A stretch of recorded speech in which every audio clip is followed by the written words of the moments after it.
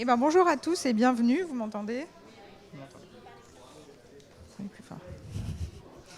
Alors, bienvenue à la table ronde. Aujourd'hui, on a une table ronde qui a été préparée par Esther, qui est lycéenne, qui est en première, qui est très versée dans la littérature et les sciences politiques.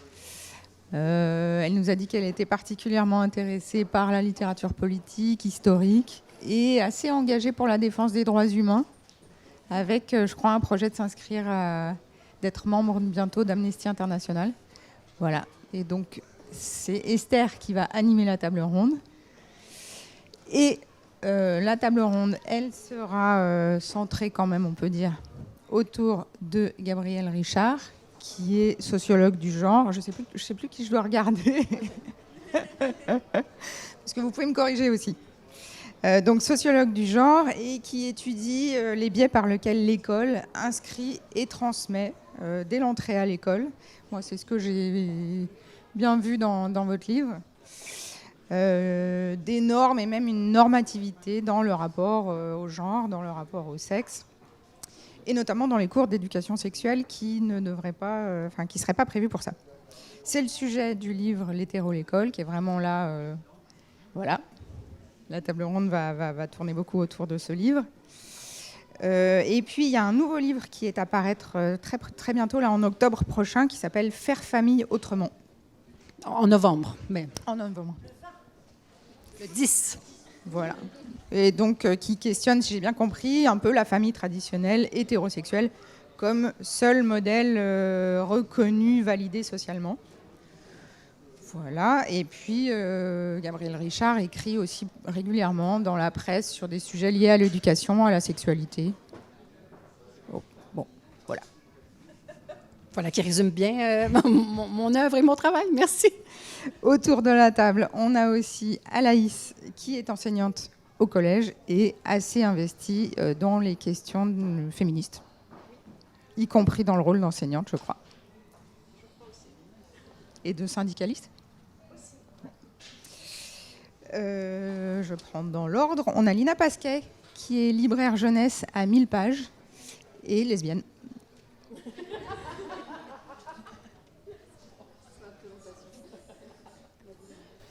Je reprends ce qui nous a été transmis. Et enfin, c'est rajouté, et ça nous fait plaisir, Catherine Leroux, qui est auteure de L'Avenir, qui est présente, qui était programmée au Festival America, et qui sera ici en tant que parent. Voilà. Tout d'abord, j'aimerais commencer par un chiffre du jour. Donc, le chiffre du jour, c'est 6. 6% de la population mondiale, selon une étude française, se considère comme non-binaire. Donc, pour rappeler, non-binaire, c'est on ne se retrouve ni dans le sexe masculin ni dans le sexe féminin. Et on a découvert pendant le confinement, on a notamment observé une montée des personnes non-binaires qui se sont déclarées comme étant non-binaires. Donc sans honte, donc ce que je trouve formidable. Et après, un mouvement est apparu juste après pour se déclarer non-binaire, etc., les personnes étant non-binaires. Est-ce que vous pensez que c'est un effet de mode ou alors vraiment les personnes ont profité que les influenceurs se considérant comme non-binaires le proclament sans honte ou alors ils se sentent vraiment non-binaires et ont profité de l'occasion?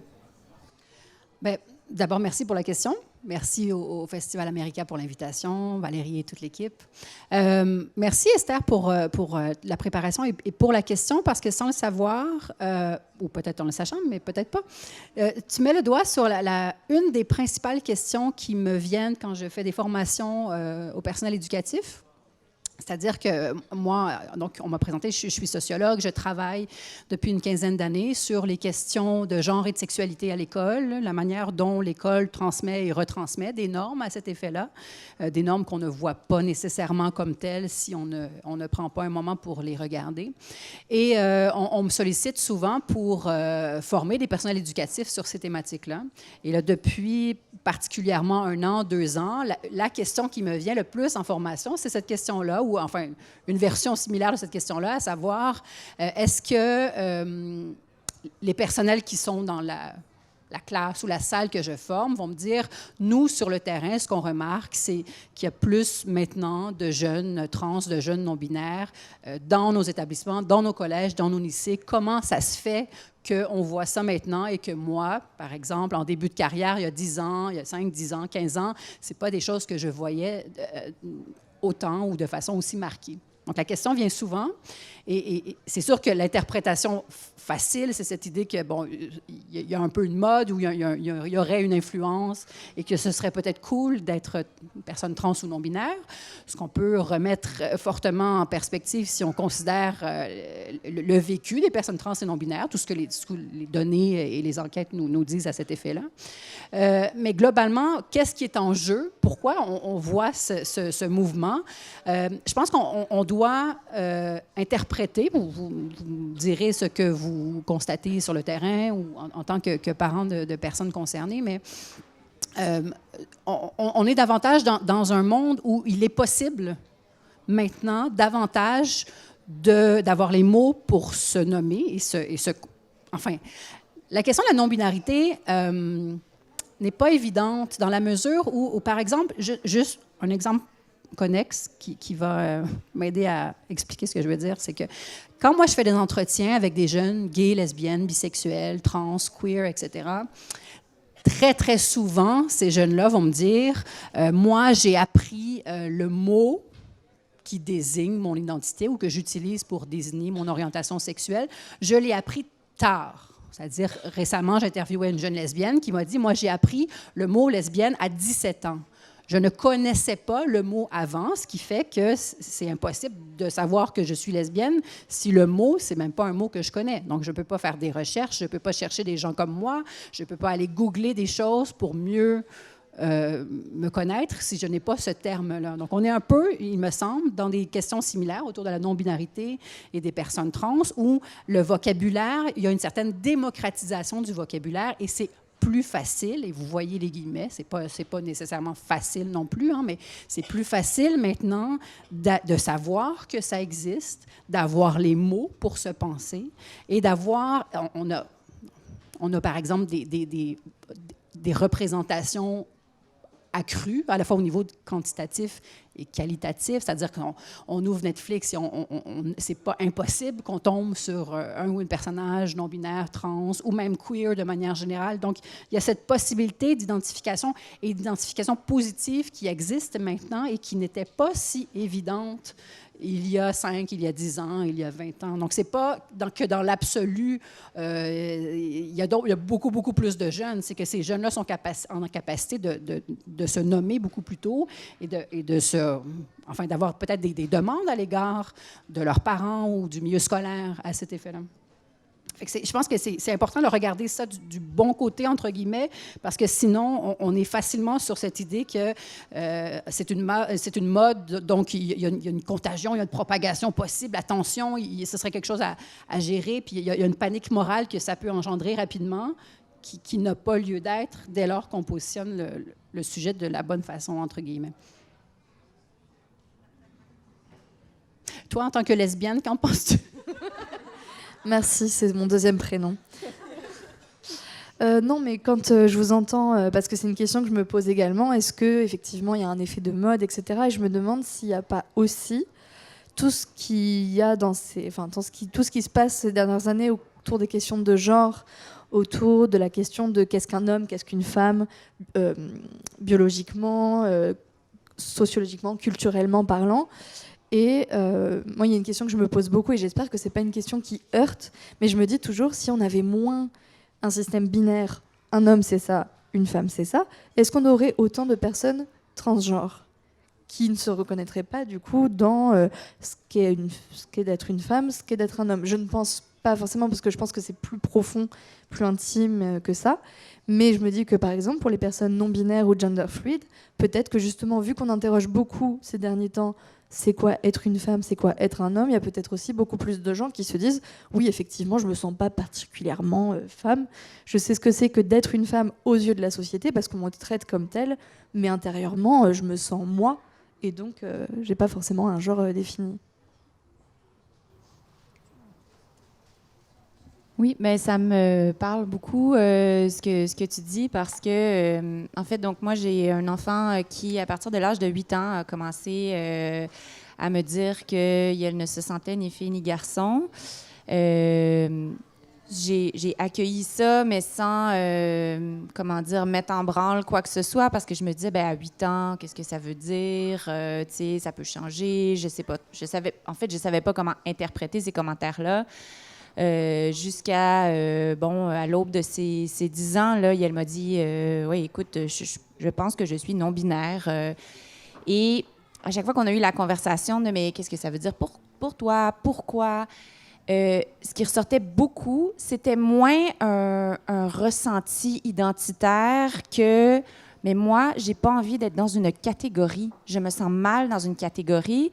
Puis, il se trouve que c'est un enfant qui a pas eu de cheveux pendant très longtemps. Donc, pendant toute sa petite enfance, c'était un petit duvet. Puis, c'était toujours, ben c'est une fille ou un garçon? Puis, je croyais que mais t'as du rose. T'es une fille. Puis tout. Puis, ça rendait mon enfant complètement...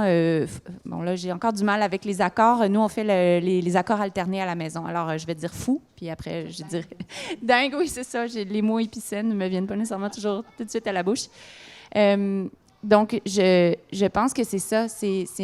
On est dans une société qui... Et à la rigueur, je me demande si c'est pas encore plus binaire que quand moi, j'ai grandi.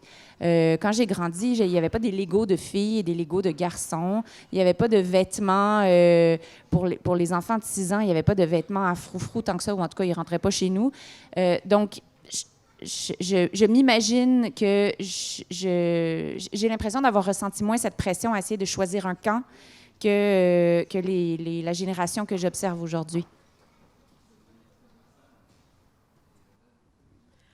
Peut-être par rapport au regard que l'école peut porter là-dessus, l'école entretient encore beaucoup, en France en tout cas, la binarité des genres des élèves. Il faut savoir que quand on reçoit une liste en début d'année, on a à la fin du document le nombre de filles et le nombre de garçons dans la classe, sans jamais avoir à poser la question aux enfants.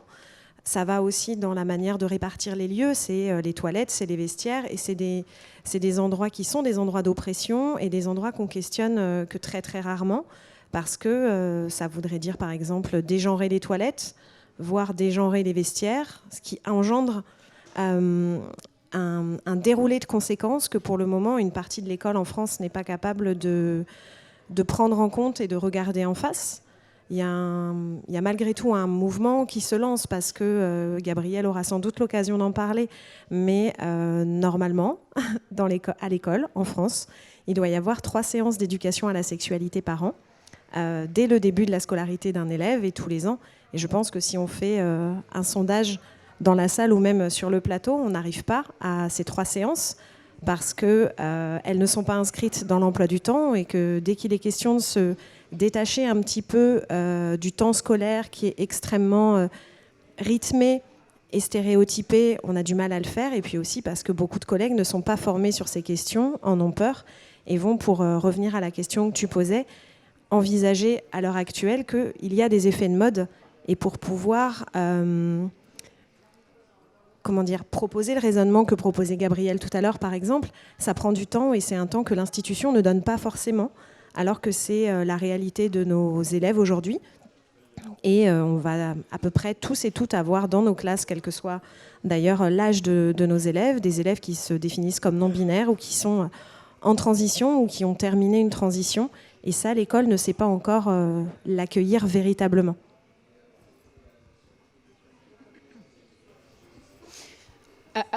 Je ne peux qu'abonder dans ton sens. Ce qui me semble intéressant en fait, ce que la présence des élèves trans et non-binaires génère en milieu scolaire, c'est ce qu'on pourrait considérer comme un problème. Et le problème, ce ne sont pas ces jeunes-là. Le problème, c'est l'espèce de décalage entre ces jeunes et leur conception du genre, qui est plus fluide que celle que véhicule l'institution scolaire, et celle de l'école. Et là, il y a véritablement ce qu'on pourrait nommer comme étant un clash entre les deux.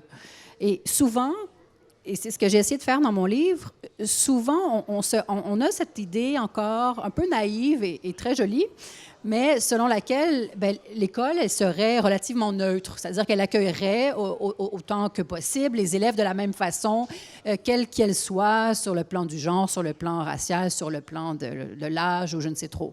Donc, on a cette idée, ce serait quoi l'école républicaine? C'est cette école qui traite tout le monde de la même façon. Or, si on évite ce pas de recul, et si on se met le nez dans ce qu'on sait du milieu scolaire, on se rend compte que de plein de façons, l'école envoie des messages très forts aux élèves sur le plan du genre et de la sexualité. Et ces messages-là, on les voit, tu as parlé à très juste titre, donc des espaces scolaires. Par exemple, donc, de façon très claire, il y a des endroits de l'école, comme les toilettes, comme les vestiaires, les internats, lorsque ça s'applique, qui sont les endroits qui sont genrés, c'est-à-dire qui sont fréquentés différemment par les élèves en fonction de leur genre. Donc, on a ça qui est assez facile à comprendre, en fait, qui est genré de manière binaire, et ce qui fait que un enfant comme ton enfant qui arrive à l'école et qui doit participer à ses cours de sport se retrouve dans la complexité de se dire où je vais pour me changer, pour accéder, pour aller à mon cours de sport au même titre que les autres élèves. Donc, il y a cette question des lieux qui est effectivement importante, mais ce n'est pas la seule manière que l'école a pour envoyer des messages sur le plan du genre et des sexualités. Et si on s'intéresse, on peut s'intéresser par exemple aux pratiques pédagogiques. Donc, encore souvent, de différentes façons, que ce soit en maternelle ou que ce soit plus tard au lycée ou autre, il n'est pas rare, même en 2022, que, par exemple, des profs décident d'asseoir ou de mettre en rang un garçon avec une fille, surtout pour les plus jeunes, parce qu'on va se dire, les garçons, c'est de toute évidence beaucoup plus énervé, beaucoup plus excité. Les filles, c'est toujours plus calme, donc on va avoir un climat plus facile si on gère les rangs de cette façon-là. Mais évidemment, ça, c'est basé sur des préjugés. Ces préjugés étant que parce que, dans le fond, au final, parce que tu es d'un genre donné, tu as un comportement donné. Ce ne sont pas des choses qui sont corroboré par la science. Donc, par exemple, le fait d'un élève qui arrive à l'école, qui se fait mettre en rang à côté, un élève assigné garçon qui va à l'école, qui fait mettre en rang à côté d'une fille parce qu'on dit, toi, tu es un garçon, donc tu es énervé, on va te mettre à côté d'une fille parce qu'elle est calme. Ensuite, va arriver il y a la question des contenus scolaires. Qu'est-ce qu'on véhicule comme contenu scolaire? Je ne sais pas si tu as des questions explicitement là-dessus, mais il y a aussi tout un enjeu sur ce qui est dit et ce qui n'est pas dit dans les contenus scolaires. De quoi on parle et de quoi on ne parle pas. Et à ce titre-là, de quoi on ne parle pas? Interroger les silences, et j'arrêterai après ça, mais interroger les silences, ça nous dit beaucoup de ce que les contenus scolaires sont et de ce qu'on veut faire comprendre aux enfants. Et c'est quoi les silences des contenus scolaires? Un des gros silences, c'est... Tu veux? Non? Non, mais tu avais l'air d'avoir la réponse.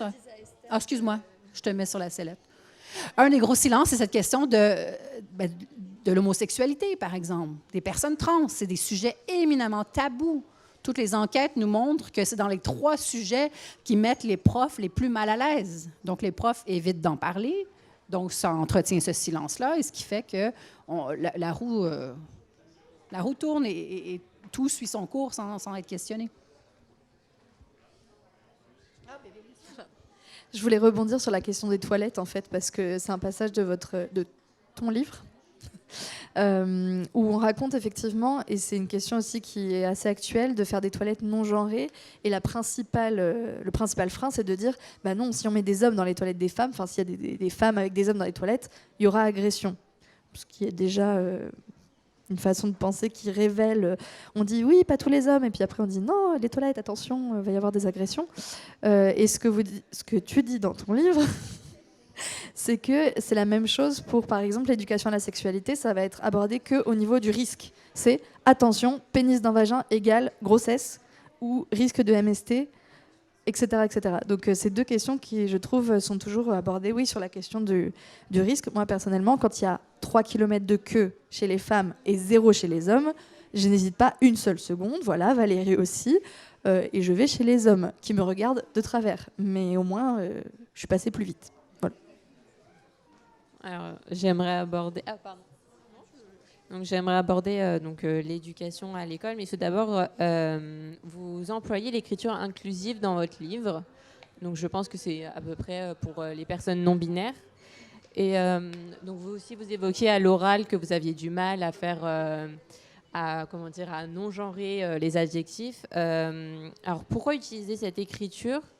Et surtout, alors c'est d'un point de vue purement personnel, j'ai des difficultés de concentration. Et je trouve qu'avoir des points au milieu des mots, je trouve c'est assez perturbant pour moi. J'ai des difficultés comme ça. Et est-ce que l'écriture inclusive, ça permettrait de favoriser l'égalité des personnes non binaires qui se pensent minoritaires par rapport aux autres personnes qui sont genrées?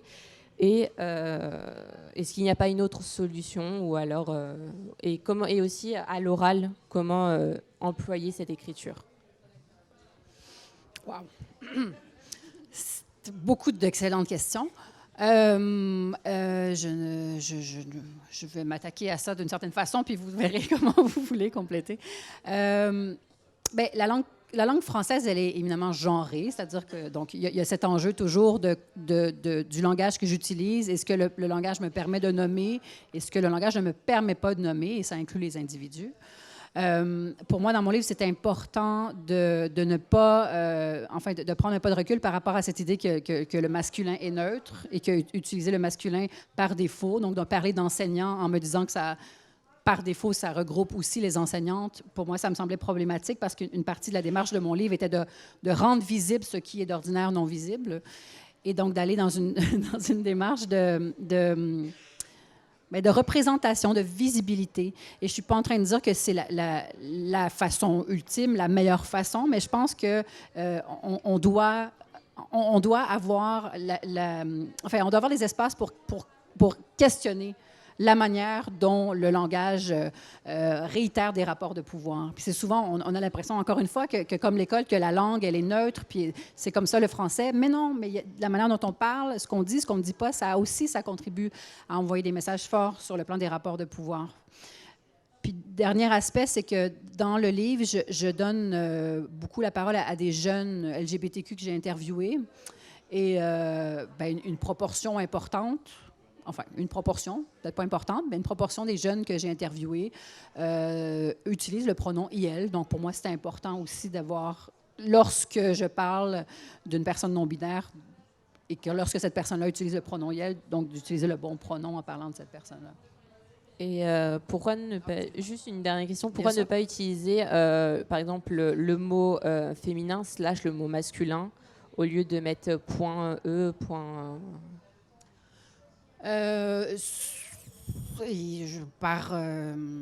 Bonne question. Parce que ça me semble visuellement plus digeste de le faire ainsi. Après, je suis sensible au fait que tu me mentionnes que ce n'est pas nécessairement pour toi. Donc, moi, je pense que c'est important d'en parler.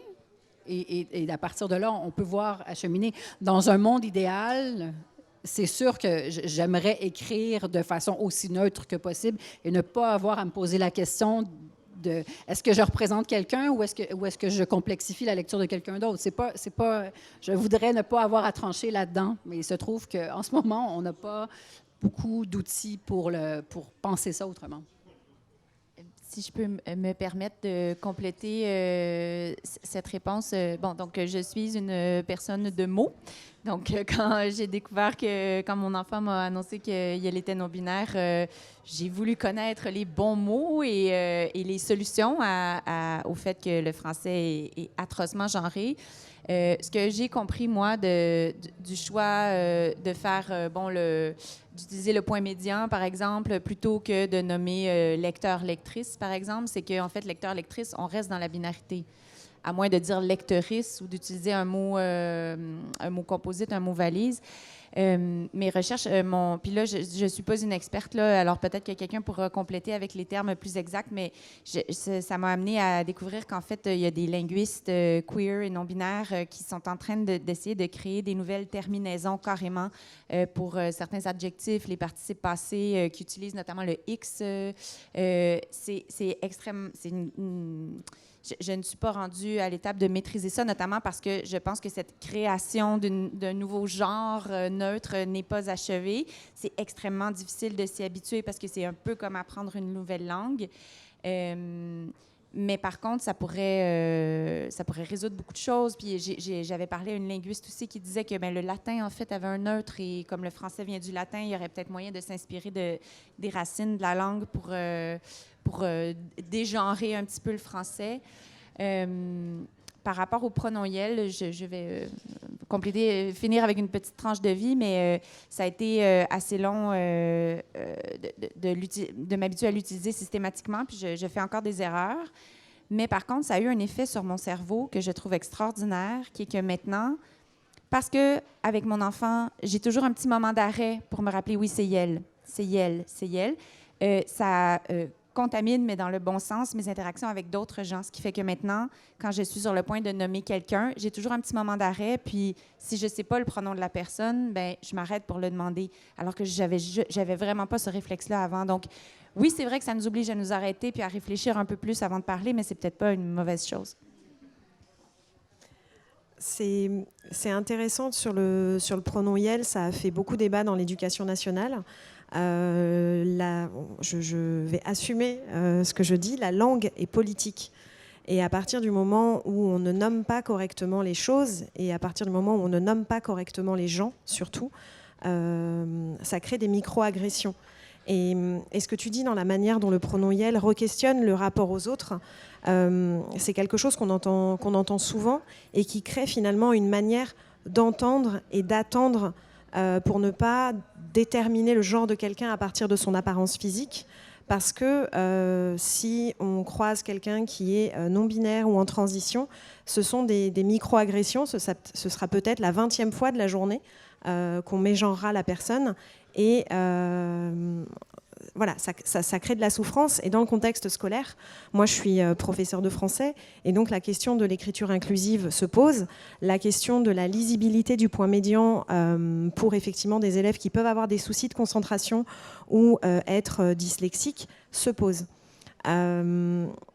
Là, après, c'est un bricolage très personnel et pédagogique que je propose, mais je pars du principe qu'à partir du moment où un fonctionnement est expliqué et mis en questionnement, il est beaucoup plus simple à comprendre. Donc, c'est des choses dont je vais discuter avec les élèves.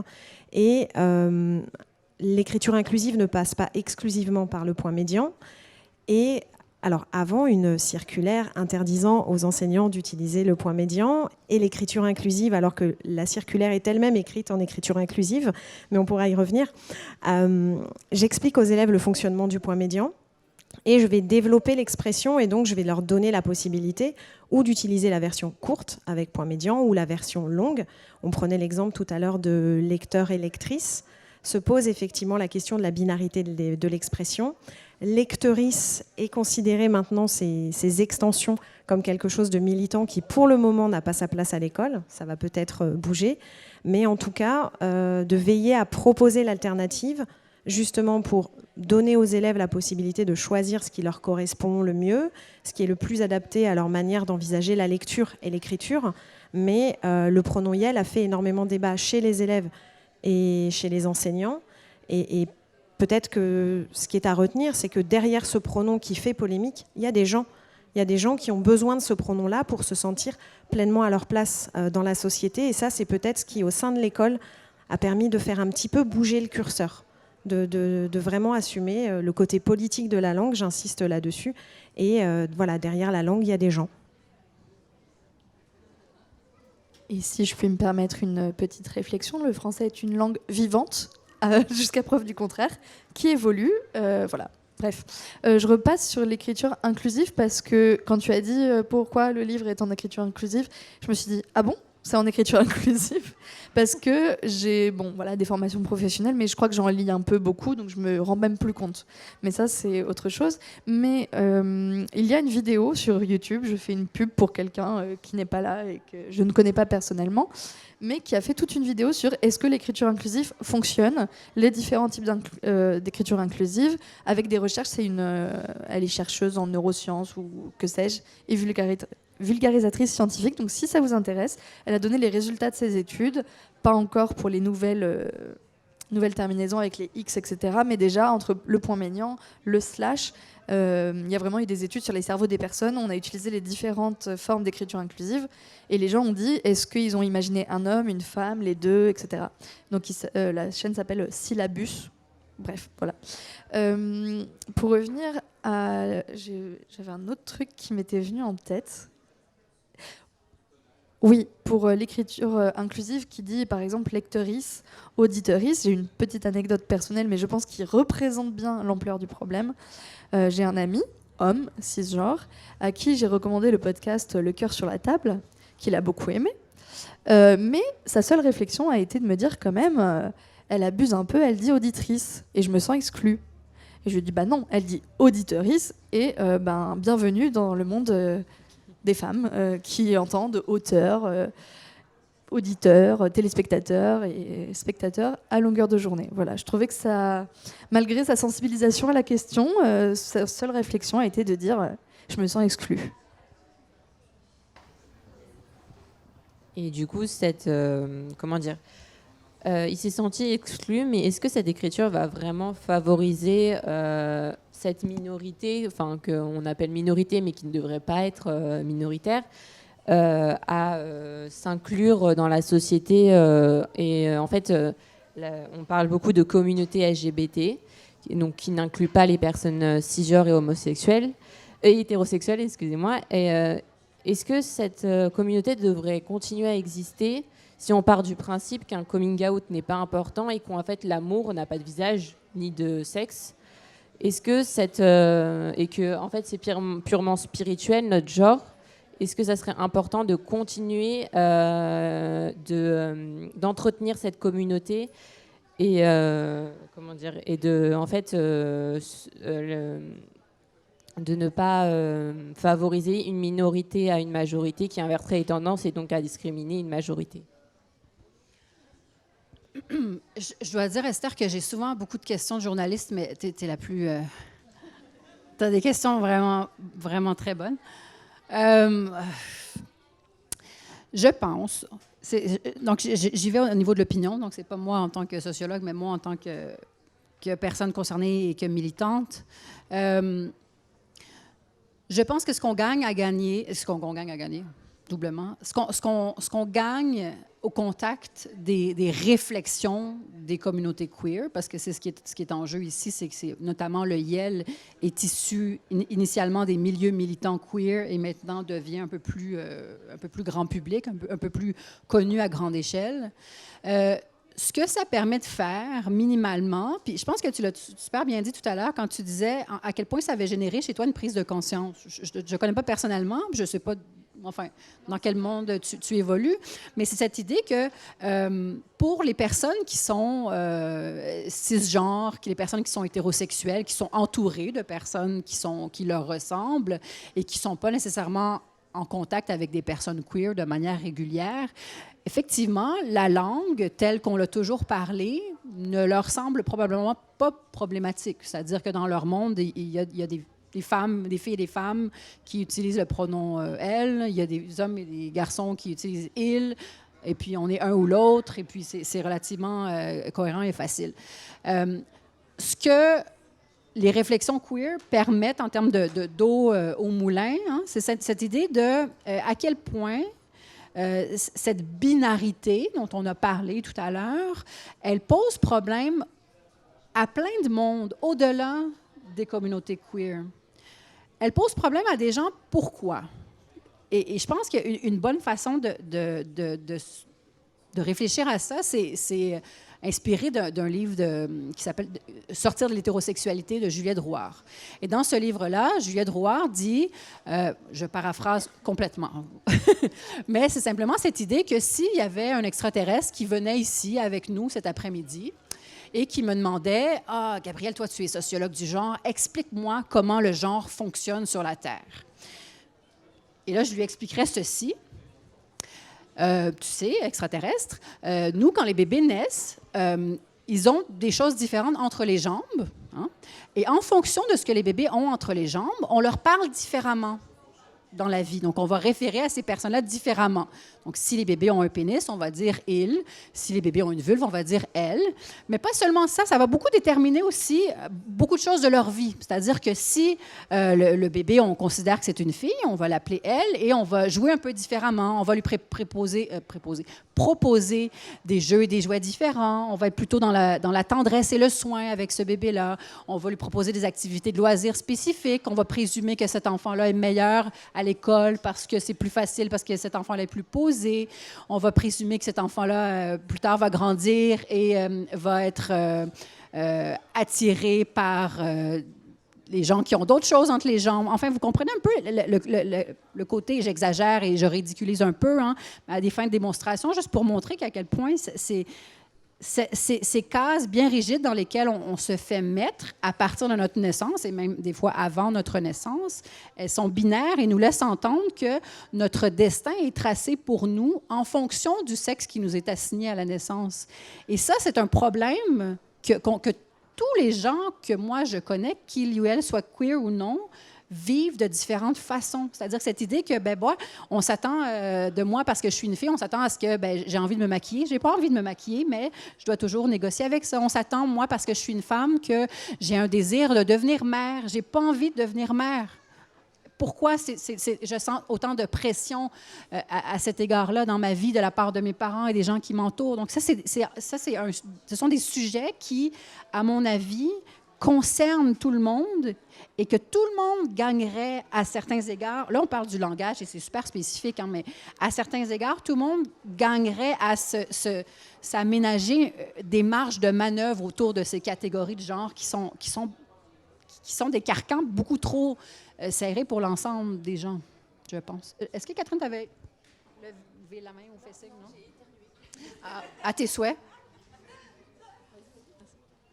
Non, je voulais revenir sur cette idée de est-ce qu'on n'exclut pas une majorité pour une minorité? Alors déjà, aujourd'hui, c'est considéré comme une minorité, qui sait si dans 10-20 ans, voilà, on ne sait pas. Mais là, je prends ma position de libraire et de personne qui observe les adolescents, les adolescentes, les enfants, les parents aussi, qui me demandent tous les jours des papiers pour une fille ou pour un garçon, des papiers cadeaux. Donc on en est là encore aujourd'hui, en 2022. Et il y a même des gens qui demandent à refaire les paquets cadeaux parce qu'il y a des fleurs et c'est pour un garçon. Donc à chaque fois qu'on me précise que c'est pour un garçon, je vais vous mettre des fleurs. Donc voilà, soyez au courant. C'est la fin de la parenthèse. Mais par exemple, pour l'écriture justement inclusive, quand on dit auteurice, etc., moi je remarque que les enfants de 7 ans, ils me disent « c'est l'autrice ». Et je me dis « mais c'est génial ». Et cette idée de, aujourd'hui, on est un peu trop dans... c'est une réflexion que j'entends dans ma famille particulièrement, mais dans un truc de on parle trop de ça, on met trop en avant, on exclut la majorité. Mais pendant combien de temps la minorité a été exclue elle-même? Donc peut-être que ma théorie, mais peut-être que ça sera pas du tout comme ça, c'est que peut-être qu'en ce moment, pendant 10 ans, 15 ans, 20 ans, ça va être très discuté, ça va être très mis en avant, un peu comme dans les séries Netflix où maintenant, effectivement, il y a toujours quasiment un personnage queer.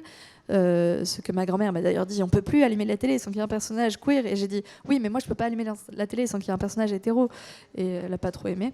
Mais, comment dire, c'est une visibilisation qui est importante, qui peut être à outrance, effectivement, ou pas, mais qui existe, qui permet de faire connaître aux gens. La preuve, c'est qu'aujourd'hui, les enfants, ils connaissent le mot autrice, ils connaissent le mot lesbienne, ils connaissent le mot queer, trans, non-binaire. Moi, le mot lesbienne, je l'ai appris à 20 ans, au moment du mariage pour tous. Et j'ai appris que moi, j'étais lesbienne à 25 ans. J'en ai 28. Donc voilà. C'est un peu tard, je trouve. Donc tout ça pour dire que pour moi, c'est pas mauvais que ça soit mis autant en lumière, parce qu'après, peut-être que plus tard, ça sera moins le cas. Peut-être qu'il y aura plus d'écriture inclusive, ou peut-être que si, ça sera totalement rentré dans les mœurs. Mais au moins, on saura que ça existe, en fait, que toutes les identités de genre et orientations sexuelles, romantiques, etc. existent. Donc pourquoi pas? Donc, en revenant sur la question du communautarisme, j'ai observé à l'école une amie qui me précise que je suis scolarisée au CNED, donc c'est purement l'expérience de mon amie. Elle a des connaissances dans sa classe qui sont des personnes queer, et en fait, elle ne reste qu'entre personnes queer. Pareil pour une autre amie, donc c'est toute autre raison, mais elle est d'origine asiatique et elle ne reste qu'avec des personnes asiatiques. Est-ce que entretenir ce communautarisme et rester entre nous va favoriser l'égalité entre tout le monde, et parce qu'il n'y a pas de débat et d'opposition. Et sans débat et sans opposition, il n'y a pas de solution. On peut trouver cet exemple, par exemple, si vous connaissez Madame Audrey Pulvar, qui est une journaliste et qui s'est présentée aux élections législatives de 2021. Elle a voulu organiser des réunions qu'entre communautés et personne n'a été accepté en dehors de ces communautés. Aucune solution n'a été trouvée pour favoriser l'égalité de ces communautés. Je réponds d'abord en tant que personne concernée, juste pour le côté se retrouver en communauté, etc. Pour moi, c'est hyper important. Quand il y a eu la marche lesbienne il y a 2 ans, de voir tous ces gens, je me suis dit, mais waouh, comment j'ai pu vivre 25 ans de ma vie sans savoir que ça existait. Et c'est pour moi, je pense, important. Et dans un monde idéal, à mon avis, il n'y aurait pas besoin de faire ça, parce que les gens seraient intégrés à la société. Voilà, ça serait la norme. Donc, pour moi, les espaces en non-mixité sont très importants. Effectivement, il peut y avoir un abus. Par exemple, de ma part, pendant 2 ans, j'ai passé ma vie dans les lieux féministes, queer, lesbiens. Et au bout d'un moment, j'ai eu besoin d'en ressortir. Mais pendant un temps, me retrouver avec mes semblables, avec des expériences de vie communes, avec le coming out à la famille, avec la perception des gens dans la rue quand je tiens la main de ma copine ou que je l'embrasse. Il y avait besoin de ça, de se retrouver, alors que les hétérosexuels n'ont pas forcément besoin de se retrouver, vu qu'ils sont tout le temps ensemble. Voilà. Après, je laisse la sociologie expliquer. La sociologie a toujours beaucoup de choses à dire sur tout ça, tu sais. Anaïs, tu prends la parole là-dessus? Après toi, si tu veux. Ouais, quand tu veux. C'est une bonne question, puis j'aime bien que tu la poses, parce que souvent, les gens ont ces préoccupations-là en tête, mais les verbalisent pas. Fait que j'aime bien qu'on puisse en parler directement. Je pense que c'est intéressant de se poser la question, non pas est-ce que c'est la bonne chose que les élèves queer, par exemple en milieu scolaire, que les élèves queer soient ensemble, que les élèves minorisés sur d'autres plans soient ensemble. Ça, c'est une manière de voir le sujet. Est-ce que c'est une bonne chose? On peut questionner, on peut discuter. Moi, j'invite à se poser la question, pourquoi c'est comme ça? Pourquoi est-ce que les élèves queer, par exemple, dans un milieu scolaire donné, ils se retrouvent souvent ensemble? Pourquoi les élèves, pour reprendre ton exemple, certains élèves d'origine asiatique se retrouvent ensemble? Pourquoi c'est le cas? Pourquoi cette nécessité-là de se retrouver ensemble? Parce qu'on est, sur le plan sociologique, on se retrouve face à des individus qui sont défavorisés dans des rapports de pouvoir donnés. Encore une fois, je nous invite à nous décentrer. C'est-à-dire que, par exemple, sur scène, on est des personnes blanches, on n'a pas le vécu de personnes minorisées sur le plan racial, par exemple. Au même titre que quand on est une personne hétérosexuelle, on n'a pas nécessairement le recul pour comprendre à quel point l'école peut être violente. Et je pèse mes mots, l'école, elle est violente pour les jeunes qui sont des jeunes queer ou des jeunes en questionnement sur le plan du genre et de l'orientation sexuelle.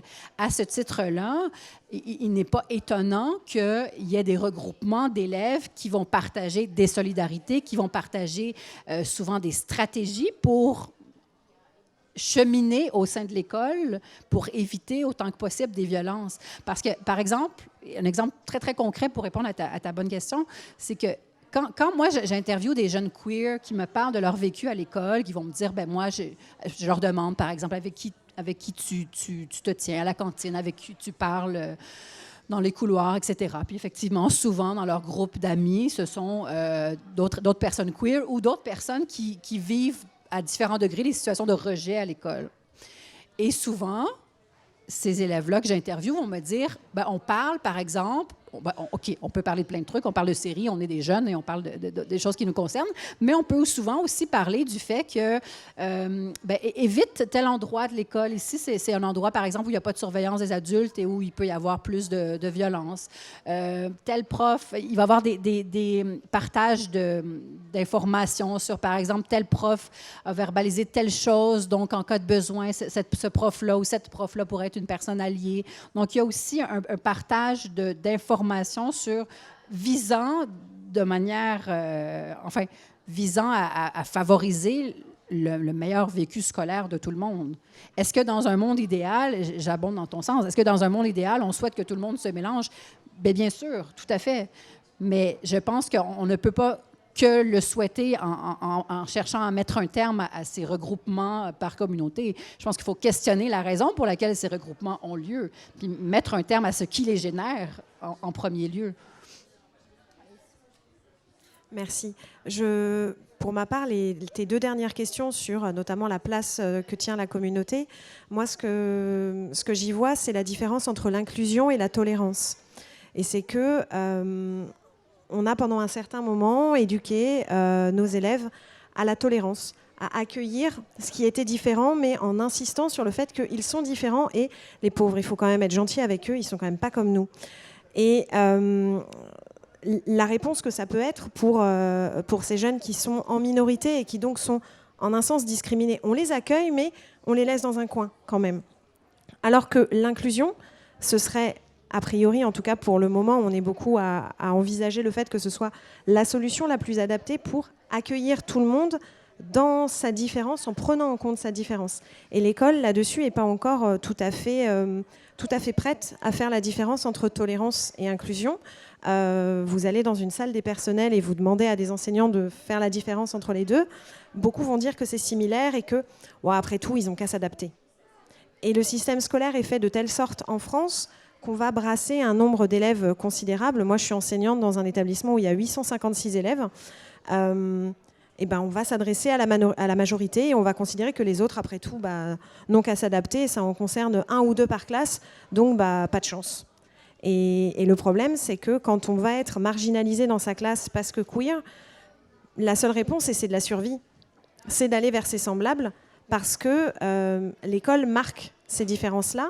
Et je dirais que sur ces 10 dernières années, moi, le changement que j'ai pu voir et que je trouve assez positif, c'est que les réseaux sociaux vont apporter à nos élèves une safe place, comme on dit, et de voir que finalement, il y a d'autres jeunes qui sont comme eux, il y a d'autres adultes qui ont réussi, qui sont heureux et heureuses en étant queer, et que c'est possible, et que ça donne des modèles, et que beaucoup ne vont pas attendre 25 ans pour pouvoir nommer leur sexualité, nommer leur genre.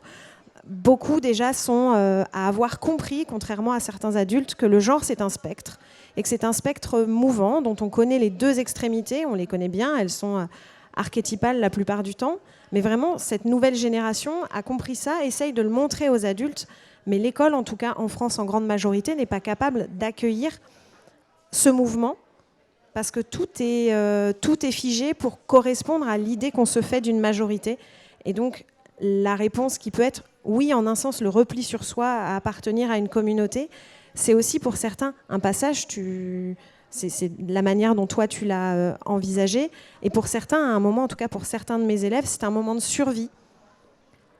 Est-ce qu'ils vont rester toujours dans cette communauté parce qu'ils s'y sentent bien? Peut-être.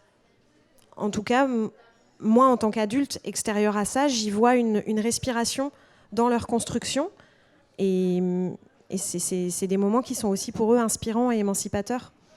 Donc j'irai pas avoir un discours trop tranché là-dessus. Et je pense que pour faire suite à ce que tu dis, c'est question de la manière dont on conçoit les rapports entre les groupes à l'école. C'est pas anodin parce que ça va parrainer des approches pédagogiques qui sont différentes. Et juste un exemple pour bien comprendre la différence entre ce que tu as bien justement nommé d'un côté la pédagogie de la tolérance et l'autre pédagogie de l'inclusion, qu'on pourrait nommer différemment, mais ces 2 idées-là, si moi, en tant que prof, je me situe dans une approche de pédagogie de la tolérance, et si vous êtes mes élèves, je vais vous dire, je vais faire ma classe et je vais aussi dire, aussi, entre parenthèses, il y a aussi, peu importe ma classe, mais je vais dire, par exemple, je vais vous parler de l'Holocauste, on parle de l'Holocauste, du régime nazi, je ne sais trop, et puis je vais finir en disant, PS, il y avait aussi, le régime nazi a aussi persécuté les hommes gays, notamment, pas que, avec le triangle rose inversé, etc. Donc, ça va être un PS dans mon enseignement. Mon enseignement, ma trame d'enseignement reste la même. J'ajoute mon PS qui est dans une optique de pédagogie de la tolérance. C'est ce qu'on fait généralement en milieu scolaire actuellement. Comment on peut faire autrement? Et c'est un peu la question que je pose dans le livre. Comment on peut faire autrement? Je vais vous donner un exemple qui est strictement, qui est limité à l'orientation sexuelle pour les bienfaits de la démonstration, mais idéalement, on on réfléchit à plusieurs dimensions simultanées. Un exemple, c'est ce qu'on appelle le questionnaire hétérosexuel. Le questionnaire hétérosexuel, vous en trouverez plusieurs versions en ligne. C'est une série de questions qui sont les questions les plus fréquemment posées aux personnes gays, lesbiennes, bisexuelles, mais inversées. Donc, par exemple, si je vous distribuais cet après-midi le questionnaire hétérosexuel, vous pourriez lire, par exemple, « Quand as-tu pris connaissance de ton hétérosexualité? Quand as-tu annoncé ton hétérosexualité à tes parents? » En fait, donc vous comprenez un peu le principe. C'est les mêmes questions, mais inversées. Et là où je veux en venir, c'est que quand on fait ça avec un groupe de jeunes, d'adultes, peu importe, ce que ça génère, c'est du rire. Les gens rient. Et pourquoi les gens rient? Parce qu'il y a un certain inconfort, parce que les gens vont dire « Oui, mais on ne pose pas cette question-là. » Et moi, j'ai envie de dire « Mais pourquoi on ne pose pas cette question-là? Pourquoi on considère que c'est adéquat de dire à notre lesbienne identifiée comme telle sur le panel. Mais par exemple, pourquoi je trouverais adéquat de te dire « Oui, mais toi, tu es lesbienne, mais est-ce que tu as déjà couché avec un homme? » Pourquoi je trouve que c'est une question adéquate alors qu'une personne que je lis comme hétérosexuelle, je lui demanderais jamais « Tu es hétérosexuel, mais as-tu déjà couché avec quelqu'un du même genre? » Donc, on est face à un double standard. Et donc, dans une approche pédagogique qui vise à critiquer les normes, l'objectif serait justement non de rester dans notre leçon principale et de dire « PS, il y a aussi des minorités, puis il faut en parler », mais vient de questionner les normes qu'on véhicule au sein de nos contenus scolaires. Mais là, on est loin d'en être là dans la plupart des cas. Mais c'est simplement pour vous montrer à quel point, justement, cette manière de concevoir les relations entre minorité et majorité va aussi déterminer notre approche pédagogique et la manière dont on pose ce regard-là sur ces sujets. Grande réponse pour une question importante. Merci. Vous voulez ajouter un mot peut-être? En fait, je vais profiter de l'occasion pour vous prévenir que je vais devoir quitter pour une autre activité. Donc, ce ne sera pas en protestation, ce sera pour des raisons de contrainte d'horaire. J'ai beaucoup aimé tout ce qui s'est dit. Puis on parlait de questions. Puis il y en a une qu'on me pose en tant que maman d'un enfant non-binaire depuis que ça se tient dans mon entourage, c'est « Est-ce que tu t'inquiètes pour cet enfant? » Et j'y réfléchis. Et curieusement, en ce moment, l'enfant, j'en ai deux, l'enfant qui m'inquiète le plus, c'est mon garçon. Parce que mon garçon a 8 ans, il est rentré dans le système scolaire depuis 2 ans. Et je le vois changer et je vois des parties de sa personnalité, son empathie, sa sensibilité rétrécir.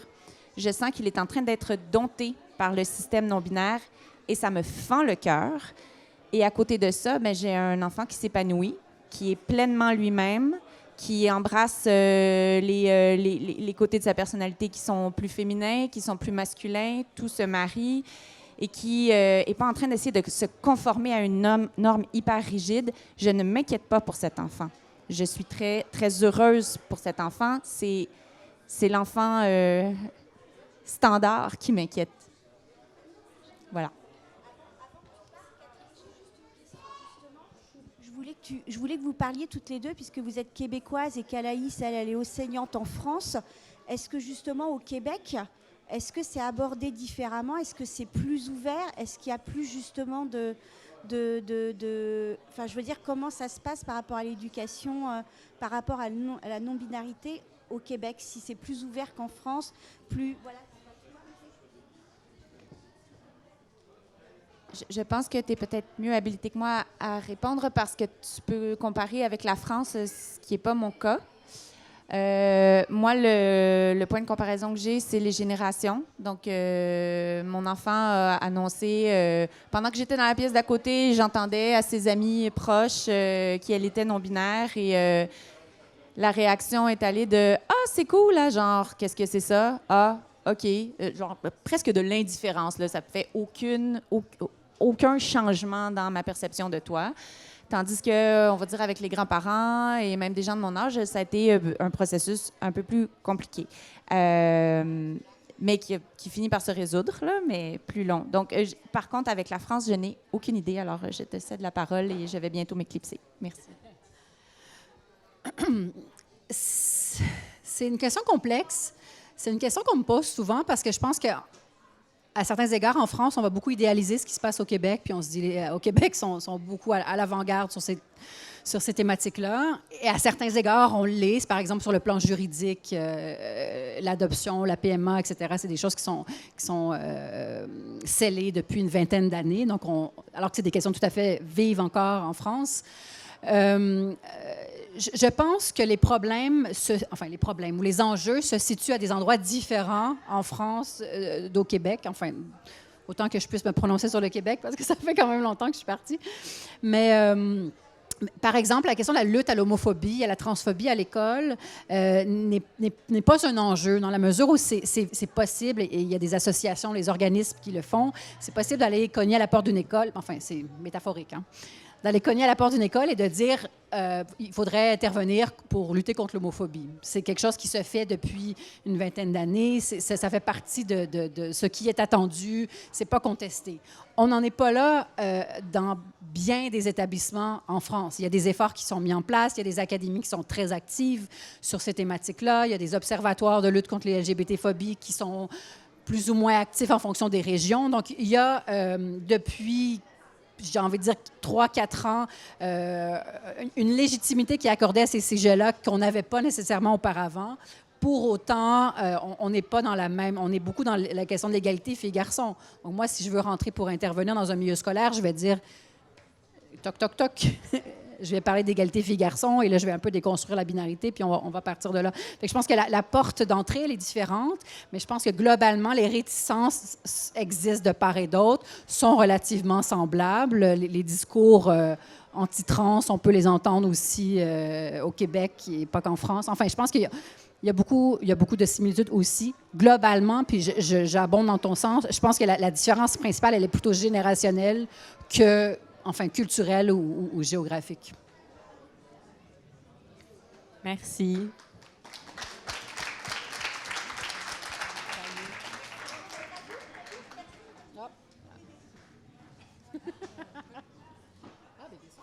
Juste sur la question du coming out, du coup, vu que ça m'est arrivé, malheureusement, je ne voulais pas en faire. Je voulais attendre d'avoir une copine et dire à mes parents, je te présente machine.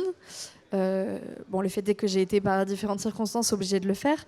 Mais ce qui était intéressant, c'est que avec mes frères et sœurs, qui ont entre 12 et 20 ans, il n'y a pas eu une seule réaction. C'était vraiment... un jour, je parlais avec mon frère le plus âgé, qui avait 19 ans à l'époque, et je lui ai dit, nanana, ma copine, nanana. Et d'un coup, il me dit, attends, ta copine? Je dis oui. Il me dit, d'accord. Et puis on a continué la conversation, il y a eu zéro sujet. Et c'est vrai que c'est quelque chose que je vois aussi à la librairie, avec les ados auxquels je parle souvent. Il y en a même qui me demandent spécifiquement, et ça, j'ai trouvé ça hyper intéressant. Une fois, j'ai une ado qui avait 15 ans, qui me dit, je voudrais des romances, enfin un livre, une romance, mais je n'en veux pas une hétéro, parce qu'il y a trop de rapports de domination et de pouvoir dans ces romances-là.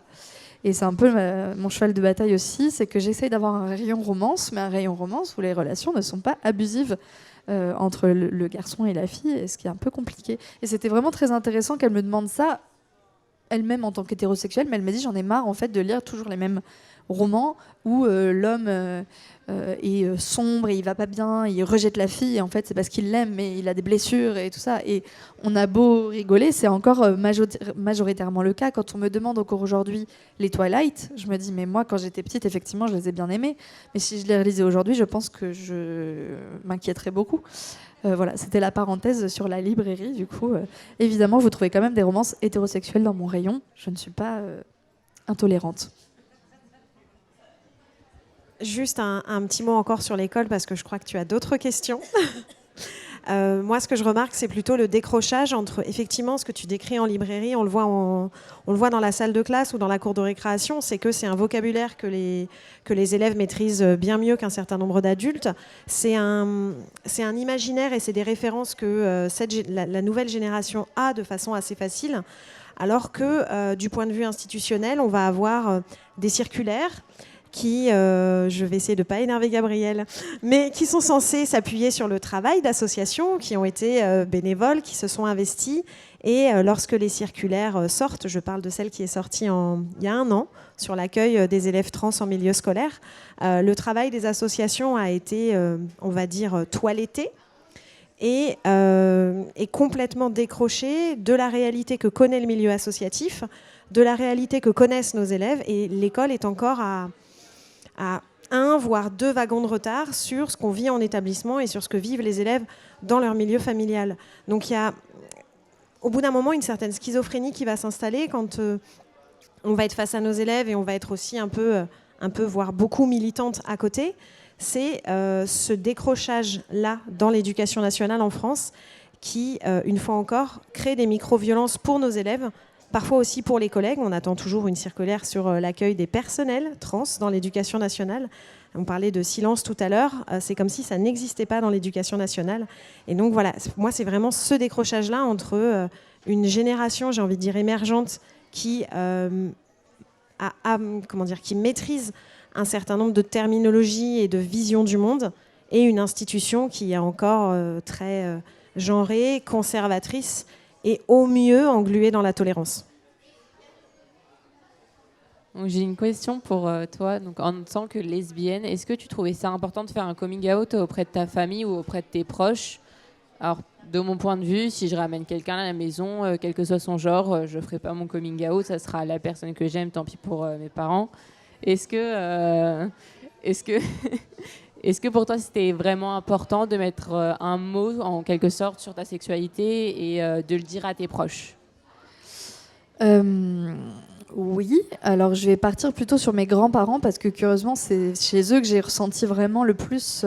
Mes parents me foutaient un peu la paix, j'avais été en couple avec des mecs avant et ils me disaient juste rien de nouveau, et je disais non, rien de nouveau, mais ils me demandaient pas alors t'as un petit ami, ils genraient pas forcément cette attente qu'ils avaient approchant tranquillement la trentaine, voilà. Et c'est plutôt chez mes grands-parents, j'ai une grand-mère qui est très traditionnelle, et qui arrêtait pas de me dire si tu grossis, tu vas pas plaire aux hommes, les hommes. Elle me retournait tout le temps à ça, et surtout l'été où j'étais en plein questionnement, où je me sentais extrêmement mal. Je me disais mais j'ai l'impression qu'elle me voit pas telle que je suis, et c'était vraiment et je me disais mais d'accord, donc c'est ça que vit un ou une jeune qui ne se sent pas hétérosexuel, qu'importe son orientation de genre ou son identité de genre, mais donc là, j'imaginais être à la place d'un enfant ou d'un ado de 12-13 ans et d'avoir ce mal-être, cette sensation de me mentir à moi-même, de mentir aux autres, qui ne me voient pas telle que j'étais, et c'était vraiment difficile. Je me disais, mais heureusement que j'ai 25 ans, parce que sinon je serais tombée dans un mal-être qui aurait été de l'automutilation, ça aurait pu aller très loin, je m'en suis rendu compte. Donc pour moi, c'était important pas de faire mon coming out, mais juste qu'il me voit tel que j'étais. Et j'aime pas la notion de coming out parce qu'il y a la notion d'aveu. Je vous avoue que je ne suis pas dans la norme. Et c'est d'ailleurs, il y a un livre qui a été adapté en film qui s'appelle Love, Simon, où il y a une scène très drôle où toutes les personnes hétérosexuelles font leur coming out à leurs parents. Et les parents crient, tempête, claquent la porte. C'est très drôle. Voilà. On peut faire le parallèle avec le film de Guillaume Cayenne de la Comédie Française Guillaume et les garçons à table, où en fait on a remarqué qu'en fait avant la société, c'était la famille qui façonnait les enfants en les mettant dans des cases, et on l'avait mis parce qu'il était maniéré comme étant gay, et il a fait son coming out à la fin en étant hétérosexuel et en déclarant qu'il allait se marier. C'est vrai. Ouais. Je rajoute juste sur la question de coming out. Donc à la famille, pas tant que ça, surtout que mes parents m'ont dit, bon, on s'en doutait un peu, je déteste cette phrase. Je me dis, mais à quel moment? Mais bon, c'est pas grave. Vous auriez pu m'aider, du coup, peut-être, non?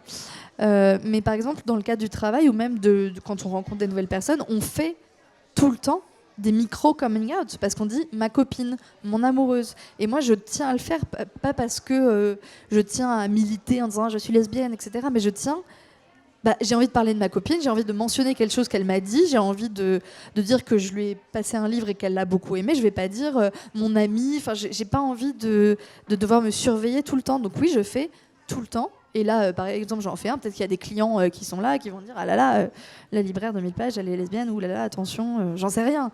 Mais c'est encore aujourd'hui, malgré le réconfort que j'ai trouvé dans la communauté LGBTQ+, auprès de mes amis, auprès de ma famille, qui ont été quand même sympas, ça reste un peu dangereux. Avec ma copine, on se balade, on se tient la main, il y a des moments, on va se la lâcher. On passe devant un groupe de mecs, on ne sait pas trop... Voilà, on n'en est plus à jeter le petit coup d'œil à chaque fois qu'on veut s'embrasser, mais presque. Donc, c'est des coming out permanents. Juste pour compléter ou poursuivre là-dessus, le coming out, c'est pas un plaisir. Il est rendu nécessaire parce qu'il y a quelque chose qui existe qui s'appelle une présomption d'hétérosexualité. C'est un bien grand mot pour dire simplement que si moi, on termine, bon, si je ne sais pas que tu es lesbienne, et si, donc on parle un petit peu, on papote comme ça, et donc moi, je te lis comme étant femme, d'après ton expression de genre, et donc je vais te demander, est-ce que tu as un copain, est-ce que tu es mariée, est-ce que tu as... Enfin, je vais présumer ton hétérosexualité. Ce que ça génère, c'est qu'elle se trouve en position alors de soit s'inventer une vie hétérosexuelle, soit me mentir, soit ne rien révéler de sa vie privée, donc de fermer finalement tout contact, ou soit de faire son coming out. Elle se trouve face à ces trois options. On pourrait dire, donc, et chaque personne choisit les options adéquates en fonction des situations, mais par exemple, on pense très peu à la manière dont ça peut affecter, par exemple, les familles homoparentales, lesboparentales, etc. Moi, j'ai des enfants, je suis une femme, je suis en couple avec une personne non-binaire. Si on se promène dans la rue et pour une raison X, on demande à un de mes enfants « Où il est ton papa? » Je me retrouve à devoir prendre la parole parce que je ne peux pas laisser le silence, parce que le silence, il est dommageable pour mes enfants. Le silence de se faire poser la question « Il est où ton papa? » avoir ses parents qui ne répondent pas, ça laisse entendre qu'il y a quelque chose à cacher, quelque chose d'inadéquat. Donc moi, je dois prendre la parole et dire « Mes enfants n'ont pas de papa, mes enfants ont 2 parents, etc., etc. » Donc on se retrouve toujours à devoir considérer ce qui est en jeu dans une situation donnée, les risques inhérents aux situations dans lesquelles on est mise. Donc, est-ce que ça vaut la peine de faire mon coming out? Oui, non. Qu'est-ce que ça génère si je fais mon coming out? Donc, on n'est jamais dans une optique de... Enfin, j'ai l'impression que souvent, la question du coming out, c'est vu comme étant je mets dans ton visage que je suis gay, lesbienne, c'est mon drapeau, etc. C'est rarement ça. C'est plutôt une réaction à une situation sociale qui ne nous laisse pas d'option autre que de se positionner d'une de ces manières-là. Merci. Alors, j'aimerais juste aborder un dernier point qui est plutôt important, c'est l'éducation sexuelle, notamment à l'école. Alors, de mon expérience à l'école, quand j'y étais, on l'abordait presque pas ou que très peu, c'était que quelques heures, alors que ça devait être tout un gros chapitre sur, par exemple, la procréation, mais aussi notamment la puberté, etc., qui sont quand même des sujets majeurs pour les jeunes et qui permettent de mettre des mots sur leur mal-être, par exemple. On parle notamment pas du consentement, donc le droit de dire non. J'ai eu la chance d'avoir été élevée dans ce cadre où voilà, je sais que j'ai le droit de dire non, mais je sais que des associations essayent de faire leur maximum pour intervenir auprès des élèves dans des écoles pour aborder le droit au consentement, mais c'est pas assez déployé. Qu'est-ce que vous pensez du non-respect du programme de SVT du coup au collège et lycée, du droit de l'avortement, du consentement, je m'égare un peu, et surtout la maturité des élèves, parce que moi quand on l'abordait, mais très peu, les élèves ne faisaient que rigoler, ne prenaient pas ça au sérieux. Je pense que vous avez beaucoup de choses à dire là-dessus, surtout toi. Pourquoi les élèves rigolent quand on parle? Et puis c'est vrai. Et la question, c'est pourquoi? Pourquoi les élèves rient quand on parle de sexualité? Ils rient parce qu'il y a un malaise, ils rient parce qu'on en parle peu. C'est-à-dire que si on en parlait régulièrement, on n'aurait pas cette réaction-là dans la salle de classe. Donc c'est le symptôme de quelque chose à considérer. Actuellement, en France, on a une circulaire qui, depuis, je pense, 2001, on corrigera, hein, depuis 2001, nous exige qu'il y ait 3 séances annuelles d'éducation à la sexualité de la petite enfance à la fin du lycée. concrètement, il y a même cette semaine une enquête de Mediapart qui est sortie et qui laisse entendre que c'est le cas de moins de 15 % des élèves. Donc, moins de 15 % des élèves scolarisés en France en ce moment ont le nombre requis de séances d'éducation à la sexualité. Donc, il y a véritablement un enjeu qui concerne l'ensemble des élèves autour de quand est-ce que, si ce n'est pas lors de ces séances-là, quand est-ce que j'apprends des informations qui me concernent parce que la sexualité, c'est un intérêt à différents degrés pour une majorité d'adolescents. Donc, il y a cet enjeu-là de la faible présence dans bien des environnements scolaires des séances d'éducation à la sexualité. Puis avant de vous laisser la parole, je veux juste spécifier le fait que quand on se met dans la peau des élèves queer, très souvent, moi, je sais que quand je les ai en entretien, ces élèves-là vont me dire... ils vont avoir énormément d'attentes par rapport à ces séances d'éducation à la sexualité. Parce qu'ils peuvent faire leur cursus complet sans qu'on ait mentionné le mot homosexualité, bisexualité, non-binarité, etc. C'est très, très jouable de ne pas en entendre parler. Mais s'il y a un moment dans leur parcours scolaire où ils se disent, là, on va bien en parler, c'est lors des séances d'éducation à la sexualité. Or, plus souvent qu'autrement, ces espoirs-là sont déçus parce que même dans les séances d'éducation à la sexualité, on évite, j'ai envie de dire activement, de parler de ces thématiques-là. Et ce que je veux dire par rapport à ça, c'est que c'est un problème, oui, pour nos élèves LGBTQ, mais plus largement pour l'ensemble des élèves, parce que tous les élèves ont une identité de genre, tous les élèves ont une orientation sexuelle. Hein? L'hétérosexualité, c'est une orientation sexuelle. Hein? Être une femme, c'est une identité de genre. Une identité de genre, ce n'est pas que la non-binarité. Donc, les informations qui concernent l'identité de genre et l'orientation sexuelle, ce ne sont pas des informations qui vont concerner 3 élèves par classe. C'est bien des informations qui concernent l'entièreté des élèves. Donc, c'est juste pour insister sur le constat d'échec par rapport à cette mission dont s'est dotée l'école et qu'elle peine à respecter. Bon, allons-y. Allons-y. Comment dire ? Clairement, dans la grande majorité des établissements français actuellement, les 3 séances d'éducation à la sexualité par an ne sont pas faites. Ce qui va être fait de façon systématique, c'est en cours de 4e, le chapitre légendaire de la reproduction humaine qui va être hétérocentré, pour le coup, où on ne va parler que de pénis dans un vagin, et où éventuellement, comme tu le disais tout à l'heure, Gabrielle, dans une optique de tolérance, éventuellement, ça va être le chapitre où on va mettre un PS, il existe des élèves intersexes. Voilà. Très souvent, en tout cas jusqu'à récemment, ce petit PS sur les élèves intersexes était présenté comme une anomalie, une curiosité, et ça aussi, c'est un des grands silences de l'éducation à la sexualité. Donc, il va y avoir ce paysage-là, global. On va être une fois encore limité par l'éducation nationale dans laquelle il y a des emplois du temps qu'il faut respecter par discipline qui est prise en charge par un seul enseignant ou une seule enseignante, considérée comme spécialiste de son champ disciplinaire. Et je dirais que l'étape 1 de l'éducation à la sexualité, c'est de considérer que c'est forcément l'enseignant ou l'enseignante de SVT qui va s'y coller, parce que après tout, tu as la reproduction dans le chapitre de 4e, donc débrouille-toi avec ça. Et ce qui aboutit, et Gabrielle en parle dans son livre, ça peut aboutir à des débats pour ou contre l'homosexualité. Alors, ne faites pas ça chez vous, d'accord ? C'est ce qui revient après quand on est en formation, qu'on va former les enseignants sur l'éducation à la sexualité. On va forcément passer par cette idée du débat, et il va falloir recadrer, il n'y a pas d'autre terme, en disant que là, ce qui est en tension, c'est la différence entre opinion et délit. Or, en France, le pays dans lequel nous vivons, le pays dans lequel nous travaillons, l'homophobie est un délit, et par conséquent, faire un débat sur pour ou contre l'homosexualité, ça part d'une bonne intention, mais ça ne fonctionne pas. Et donc, le frein numéro 1, ça va être l'organisation du temps scolaire, où quand on va faire une démarche auprès de la direction pour mettre en place des séances d'éducation à la sexualité, on va nous dire « oui, mais ça va faire sauter des cours ». Et donc, les programmes des disciplines deviennent prioritaires par rapport à une autre circulaire qui, normalement, impose 3 séances d'éducation à la sexualité par an.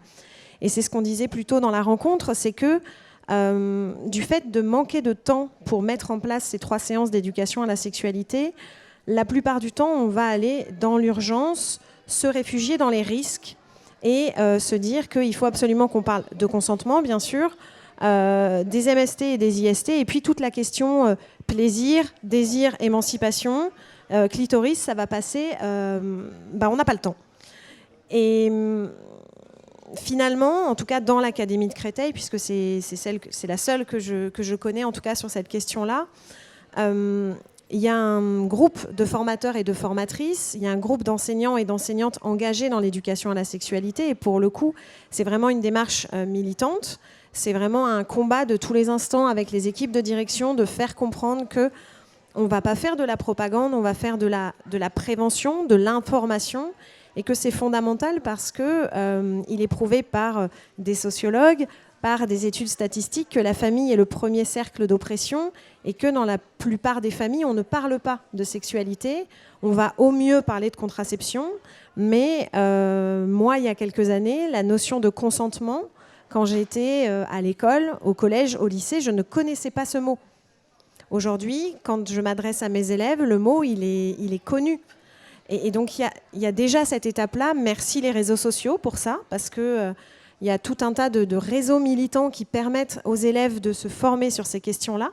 Mais l'éducation à la sexualité dans l'éducation nationale est encore un combat parce que c'est hors cadre et parce qu'il n'y a pas que les professeurs de SVT qui sont capables de le faire. Et puis, je vais quand même m'engouffrer dans ton lapsus de tout à l'heure. Tu ne voulais pas poser la question de l'IVG, mais vu que le mot est sorti, et puisque sans le vouloir, tu me demandais mon avis, forcément, l'IVG, c'est des questions qu'on va aussi aborder en classe et qui sont des questions militantes. Et voilà, en tant que personne, en tant qu'enseignante, je pense que l'entrée de l'IVG dans la Constitution est fondamentale. Et discuter de ces questions-là avec nos élèves, de prendre le temps de discuter des enjeux de l'IVG. Si on ne le fait pas maintenant, je ne suis pas certaine que dans l'urgence du vécu, ce soit possible, et la question du consentement aussi. Et c'est pour ça que Gabrielle parle dans son livre de différents jeux qui permettent de questionner la norme. Et justement, l'avantage de l'éducation à la sexualité, c'est qu'on prend le temps d'analyser des situations, alors que dans le direct de la vie de tous les jours, on ne va pas forcément avoir le recul pour analyser son propre vécu. L'éducation à la sexualité permet ce pas de côté.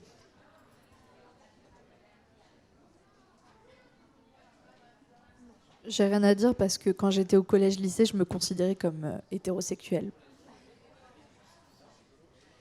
Une dernière question pour vous, Gabrielle et Richard, c'est est-ce que vous avez une figure emblématique qui vous a mis un peu dans le bain de cet engagement donc qui est aussi politique? Est-ce qu'il y a une figure, quelque chose qui vous a inspiré, ou alors c'est votre propre expérience qui a fait de vous une femme engagée?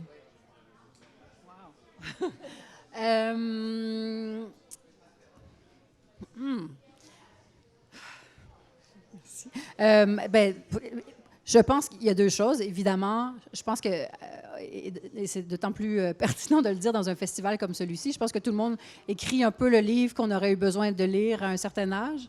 Je pense que Hétéro l'école, c'est un peu ce livre-là pour moi. C'est-à-dire que quand j'étais à l'école, ce sont des choses que je sentais que je n'étais pas capable de nommer, mais c'est des forces normatives qui étaient omniprésentes et que j'ai trouvé utile par la suite d'aller documenter et mettre en mots. Donc, il y a ça qui vient nécessairement de mon expérience. Et je pense que mon travail est beaucoup inspiré d'une sociologue québécoise qui s'appelle Lynne Chamberlain et qui est une pionnière de ce qu'on appelle au Québec les études, ce qu'on appelle généralement les études gays et lesbiennes, qui a vraiment fondé les premiers cours ayant amené à l'institutionnalisation de ces thématiques-là qui étaient jusqu'alors considérées comme étant purement militantes et non appartenant au milieu de la recherche, au milieu universitaire, etc. Donc, je suis redevable à elle et à son travail pour le travail que je fais moi-même. Merci à vous toutes. Merci Esther pour tes questions fantastiques. Merci. Je ne sais pas si on a encore le temps, mais si le public... Non, pas de temps pour des questions pour le public. 5 minutes si vous avez 2 ou 3 questions. Oui, je passe le micro.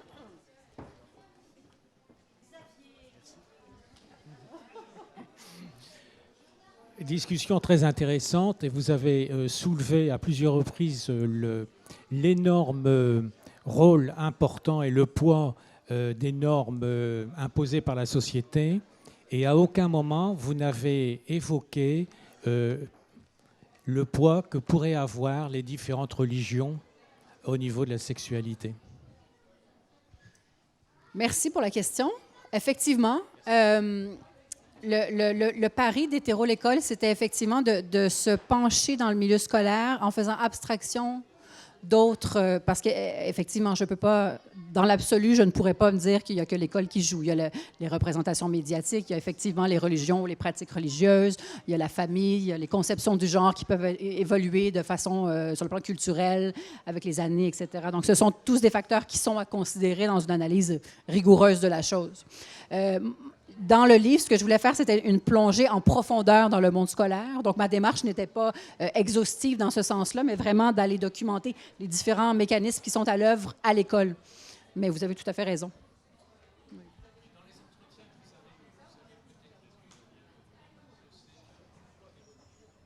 Bien, dans les entretiens que j'ai menés, notamment avec des élèves puis avec des enseignants, enseignantes, effectivement que quand je les interroge, en l'occurrence, sur les conceptions du genre, de la normalité, des sexualités, etc., il y a plusieurs facteurs qui entrent en compte. Effectivement, ce sont des choses qui vont être soulevées. Notamment, je me souviens d'avoir rencontré plusieurs enseignants qui me disaient... mais moi, je considère ça, comme, par exemple, l'homosexualité comme étant anormale, et c'est ma religion qui suggère que ce soit le cas. Donc, dans cette optique-là, effectivement, ce prof se retrouvait à devoir... donc, c'est un prof québécois, se retrouvait à devoir mettre en place des initiatives de lutte contre l'homophobie, etc., alors que lui-même était profondément convaincu du fait que l'homosexualité était une anomalie, pour le faire simple. Donc, se retrouvait un peu au niveau de sa propre posture entre l'arbre et l'écorce. Mais au-delà de ça, ce qui m'intéressait plutôt, c'est de voir à quel point ces postures pouvaient influencer le vécu que les jeunes ont de l'école. Donc, au-delà de ce qui peut tourmenter, en l'occurrence, cet enseignant-là, ce qui m'intéresse, c'est quelles pratiques sont mises en place ensuite. Est-ce que ça a un impact? Ces tergiversations ont-elles un impact sur ces pratiques, les pratiques qui sont concrétisées en salle de classe? Oui, non. Et qu'est-ce que ça donne pour des élèves qui fréquentent sa classe? Fait que mes préoccupations se situent ailleurs, mais effectivement, merci de me donner l'opportunité de souligner qu'il y a beaucoup, beaucoup de choses qui sont en jeu là-dedans.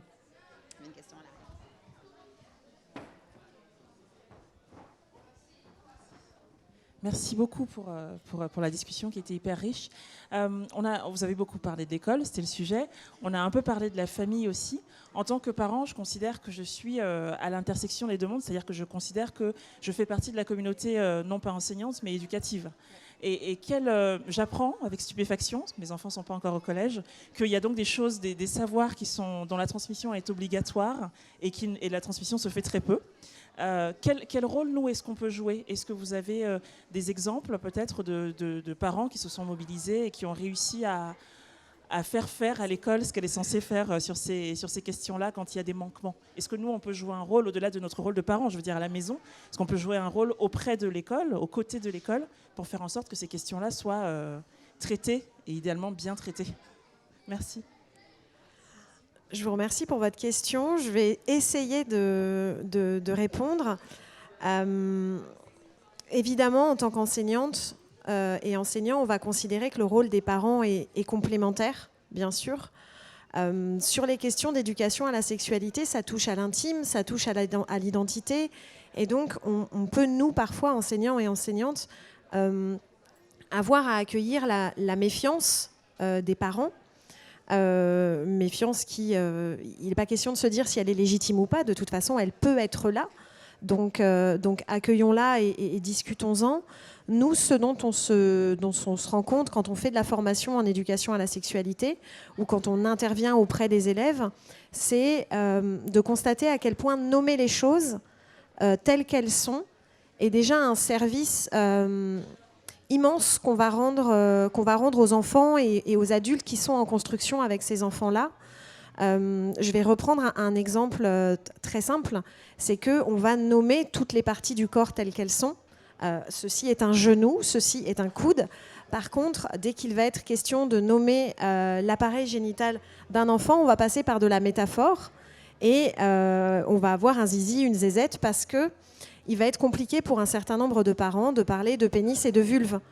Or, ce sont des parties du corps qui sont aussi importantes, aussi légitimes que les autres, et ne serait-ce qu'en passant par ces métaphores, on va créer un tabou qui va après avoir des conséquences sur le rapport qu'on a à son propre corps, le rapport qu'on a au corps des autres.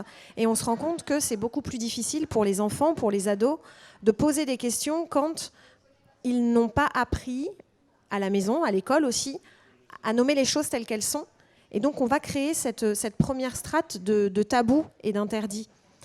Après, sur la posture d'un parent, je ne vais pas être légitime pour vous donner des conseils. Je ne vais pas me permettre ça. Par contre, en tant qu'enseignante, c'est de ne pas hésiter à aller à l'école, au collège, au lycée, discuter avec les personnels enseignants, partager vos inquiétudes, vos questionnements, pour pouvoir être réellement dans la coéducation qui reste la manière la plus adaptée pour travailler ensemble à l'émancipation de l'enfant. Ça va être ma réponse partielle à votre question, mais là, je n'arrive pas à faire mieux. Juste un petit complément. Quand j'interviens auprès de personnel éducatif, parmi leurs craintes en ce qui concerne l'éducation à la sexualité, les thématiques dont on a parlé cet après-midi, les parents, c'est parmi leurs craintes principales. Alors, j'ai envie de dire, juste minimalement, de vous rendre visible auprès du corps enseignant et de dire, je suis une alliée, je suis dans la même optique que vous, considérez-moi comme une alliée dans vos démarches. Je pense que minimalement, ça peut faire des merveilles pour réconforter un enseignante ou une enseignante qui met déjà des choses en place, mais qui est un peu fébrile ou qui n'ose pas mettre des choses en place de peur des réactions potentielles de parents. Je vais devoir clore cette rencontre. Merci beaucoup. Merci tout le monde d'avoir été là, c'était chouette. Merci Alaïs, merci Lina, merci Esther.